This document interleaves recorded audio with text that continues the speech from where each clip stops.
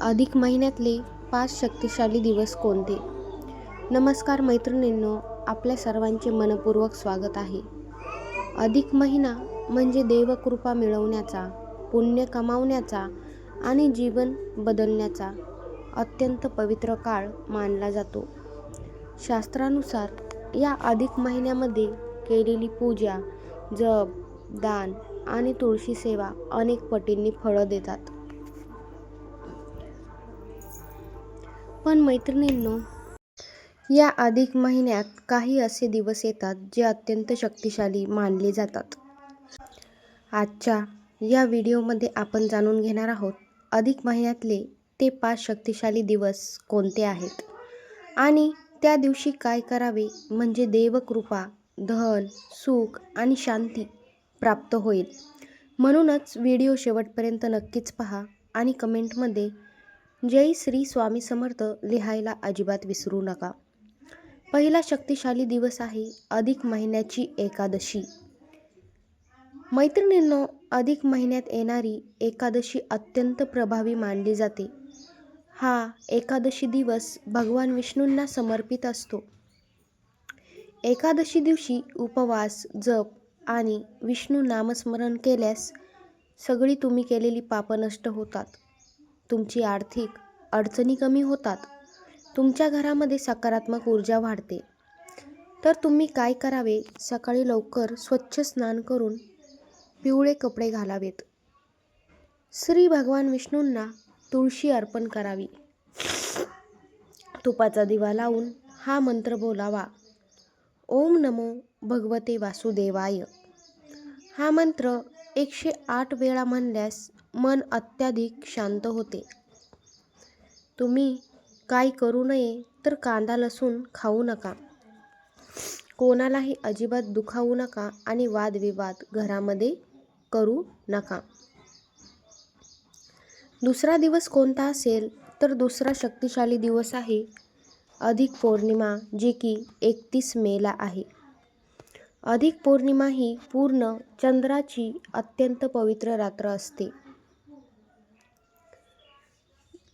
अधिक पौर्णिमे दिवशी चंद्राची ऊर्जा अत्यंत प्रभावी असते. तर या दिवशी काय करावे? रात्री चंद्रदर्शन करावे.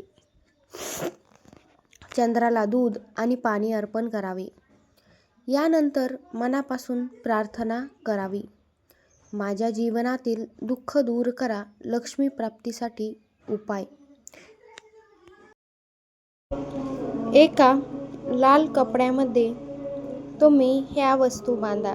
त्या वस्तू कोणत्या आहेत तर पहिली आहे तांदूळ, दुसरी आहे सुपारी आणि एक नाणे तुम्ही लाल कापडामध्ये बांधा आणि तुम्ही हे देवघरामध्ये ठेवा.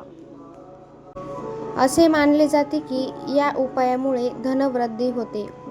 तिसरा शक्तिशाली दिवशी अधिक अमावस्या. मैत्रिणींनो, अमावस्या हा पितरांना समर्पित दिवस मानला जातो. या दिवशी पितरांचे स्मरण केल्याने घरातील अडथळे दूर होतात. तर या दिवशी काय करावे? सकाळी पिंपळाच्या झाडाला पाणी अर्पण करा.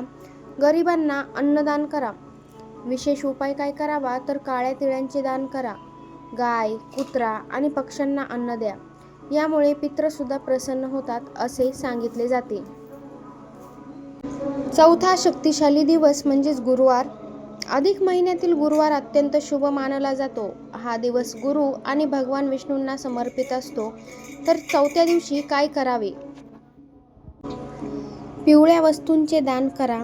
केळी, हरभरा डाळ, हळद. श्री स्वामी समर्थांचे नामस्मरण करा. श्री स्वामी समर्थ, श्री स्वामी समर्थ. यामुळे फायदे काय होतात? तो तुमच्या घरातील वादविवाद, कलह कमी होतो आणि मनाला अपार शांती मिळते आणि आर्थिक प्रगती सुद्धा होते. पाचवा शक्तिशाली दिवस म्हणजेच अधिक महिन्याचा शेवटचा दिवस. मैत्रिणींनो, अधिक महिन्याच्या शेवटचा दिवस अत्यंत पुण्यदायी मानला जातो. या दिवशी केलेले दान आणि जप अनेक पटींनी फळं देतात. तर 5व्या दिवशी काय करावे? गोरगरिबांना अन्नदान करा. मंदिरामध्ये दिवा लावा. विष्णू सहस्त्रनाम वाचा. तुळशी पूजन करा. या दिवशी केलेले दान अनेक पटींनी फळं देतात. काय करावे? तर तुम्हाला सांगितलंच आहे, तुळशी पूजन सुद्धा करा. श्रद्धा आणि विश्वासाने केलेली छोटीशी पूजा सुद्धा मोठे फळ देऊन जाते. एकदा करून नक्कीच पहा. तर मैत्रिणींनो, हे होते अधिक महिन्यातले 5 शक्तिशाली दिवस. जर तुम्ही श्रद्धेने हे उपाय केले तर नक्कीच देवकृपा प्राप्त होईल.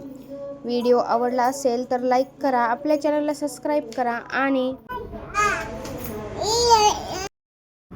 कमेंटमध्ये जय श्री स्वामी समर्थ नक्कीच लिहा. धन्यवाद. श्री स्वामी समर्थांची कृपा तुमच्या परिवारावरती कायमची टिकून राहावी, हीच माझी स्वामींकडे प्रार्थना. आपल्या चॅनलवरती आलाच आहात तर व्हिडिओला नक्कीच हाईप करा. धन्यवाद. श्री स्वामी समर्थ. जय जय रघुवीर समर्थ.